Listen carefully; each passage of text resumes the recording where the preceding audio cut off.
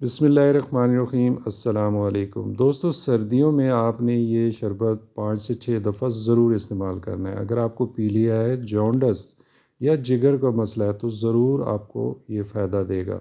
एक दरमियाने साइज़ की गाजर मैंने छील के छोटे-छोटे टुकड़ों में काट ली है और इसी तरह एक दरमियाने साइज़ का मैंने चुकंदर लिया, इसको भी छील के छोटे-छोटे टुकड़ों में काट लिया है। गाजर और चुकंदर के बेशुमार फ़वाइद हैं और ये आपके लिए बहुत ही फ़ायदेमंद है। और इसके अलावा यहाँ पे मैंने एक माल्टा लिया है और 1 इंच का अदरक का टुकड़ा और पुदीने के पत्ते, चंद पुदीने के पत्ते मैंने ले लिए हैं और ये मैंने डाल दिए हैं।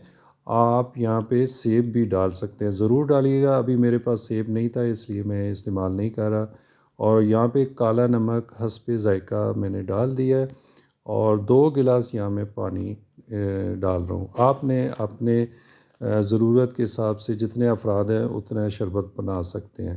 कितना प्यारा कलर है आप देख रहे हैं और इसको मैं अच्छी तरह जूसर ब्लेंडर में ब्लेंड कर लूँगा और ये बड़ी आसानी से बन जाता है।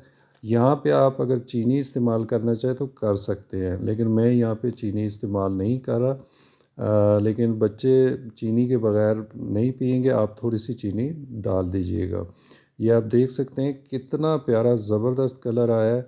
और ये सर्दियों में क्योंकि आप पानी कम पीते हैं, ज़्यादा गर्म ग़िज़ाएँ खाते हैं, जिससे आपका जिगर मुतासर होता है, आपको जॉन्डिस पीलिया का ख़तरा होता है, तो आप ये वाला शरबत अगर 4-5 दफ़ा बना के पी लेंगे ना, तो आपको इंशाल्लाह सर्दियों में कोई प्रॉब्लम नहीं होगी।